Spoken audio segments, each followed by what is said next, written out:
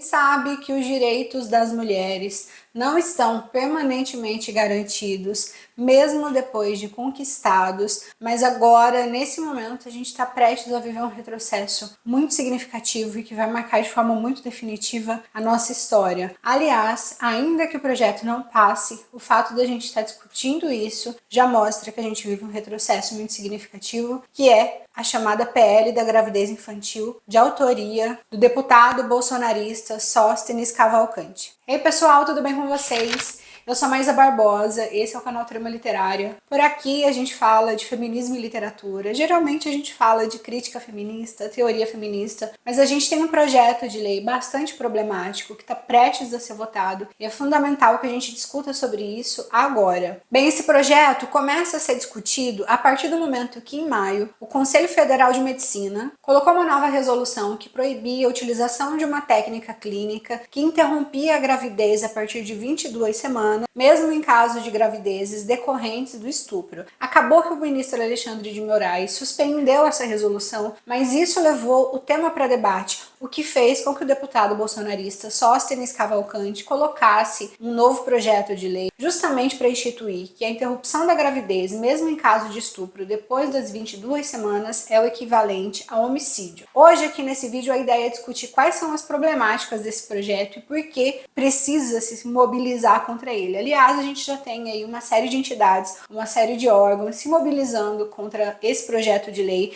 e contra a votação desse projeto de lei em urgência, justamente a partir da ideia de que está discutindo aí de que criança não é mãe. O chamamento principal, a discussão principal é essa ideia, é essa afirmativa de que criança não é mãe, porque essa lei atingiria e obrigaria meninas menores e meninas e mulheres com gravidezes decorrentes do estupro. Esse projeto de lei obrigaria essas mulheres e essas meninas a seguirem com suas gravidezes indesejadas. E não só não desejadas, mas também frutos de uma violência. O objetivo principal do projeto é alterar o Código Penal para equiparar o aborto depois de 22 semanas ao homicídio simples, mesmo em caso de uma gravidez decorrente do estupro. Por que esse PL está sendo chamado de PL da gravidez infantil? Quem vai ser afetado de maneira mais imediata é justamente as crianças que acabam ficando grávidas por conta de estupro. Quando uma criança fica grávida, quando uma adolescente fica grávida, demora-se muito o processo de investigação para que seja comprovado que essa gravidez foi fruto de estupro. E é comum, como a gente tem um processo lento aqui no nosso país, é comum que quando essa menina vai receber aprovação para a interrupção da sua gravidez,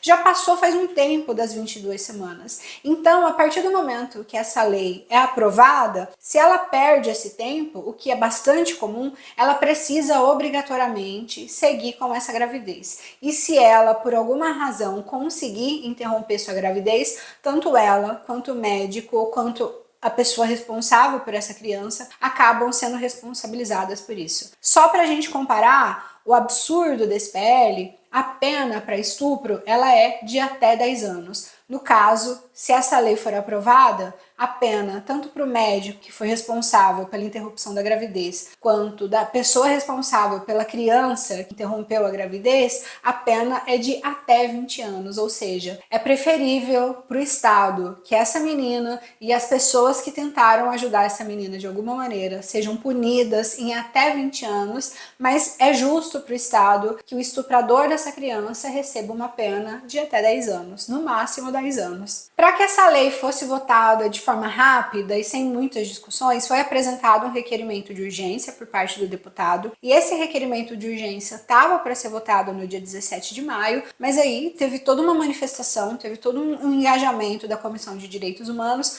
Foi nesse momento, inclusive, que a deputada Luísa Erundina acabou passando mal por causa de toda a discussão que acabou ocorrendo a partir desse projeto, e por conta disso, a votação do requerimento de urgência acabou não acontecendo. Apesar da votação desse requerimento ter sido adiada, Arthur Lira, que é o presidente da casa, informou que vai votar esse projeto com urgência. E isso é uma questão muito séria também, porque quando um projeto ele é votado às pressas, não tem discussão com a sociedade, não tem discussão com os órgãos responsáveis, não tem discussão com as comissões responsáveis por questionar sobre isso. Então, a partir do momento que um projeto é colocado e pede-se um requerimento de urgência, tem pouca ou nenhuma discussão em relação a esse projeto. Se não fosse toda a manifestação aprovação da Comissão de Direitos Humanos, o projeto ia passar muito imediatamente. A gente entende isso como um grande retrocesso quando a gente olha para o Código Penal e a gente observa que esse direito das mulheres e das meninas abortarem em caso de estupro, em caso de gravidez com que apresente risco, ele está garantido desde 1940. Então a gente está tentando voltar num direito que já foi garantido para a gente quase 100 anos na nossa legislação. Isso é muito absurdo, justamente porque a gente não está falando de um retrocesso de alguma coisa recente ou de alguma coisa que foi instituída recentemente. O Código Penal entende que as mulheres precisam ter direito ao aborto seguro desde 1940 e agora a gente está aí numa discussão e a gente está prestes a perder esse direito. É por isso que eu digo, ainda que a gente não perca esse direito, só o fato da gente aceitar colocar isso em debate já é uma problemática bastante absurda, porque a gente não está avançando, a gente não está falando de uma possibilidade de direito legal e seguro para todas as mulheres, como deveria ser, a gente está falando de perder um direito que a gente já tem conquistado, de ter direito ao aborto mesmo em caso de estupro.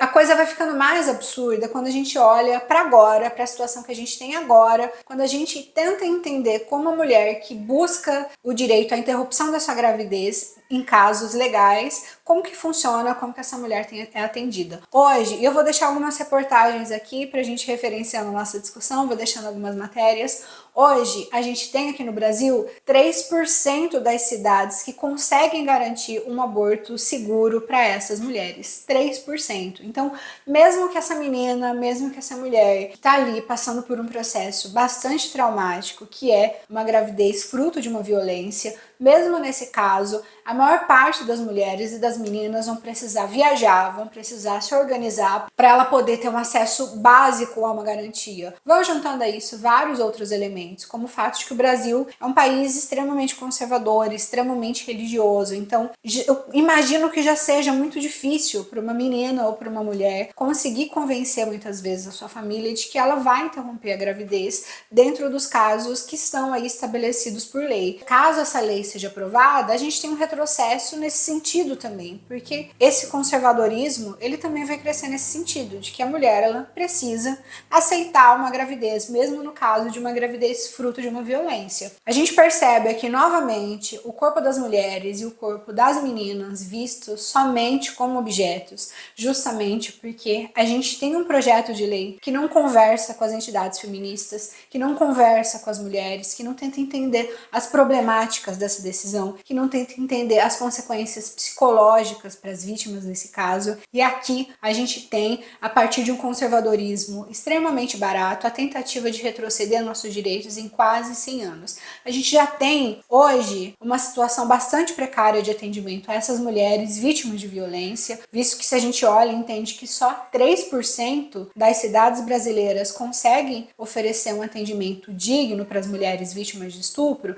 a gente já entende que a gente já tem uma situação que já é bastante problemática e a gente consegue ter políticos que conseguem retroceder ainda mais esses direitos e tirar os poucos direitos que a gente já tem conquistados. A gente precisa se mobilizar contra esse projeto de lei, mas a gente também precisa pensar em longo prazo e entender quem são os políticos que estão apoiando o Sóstenes Cavalcante nesse projeto de lei que é bastante absurdo. Vou deixar também o link do projeto aqui na descrição para quem estiver interessado em ver como o texto legal possivelmente fique e a gente vai conversando sobre isso dependendo de como isso for se desenrolando. Até mais!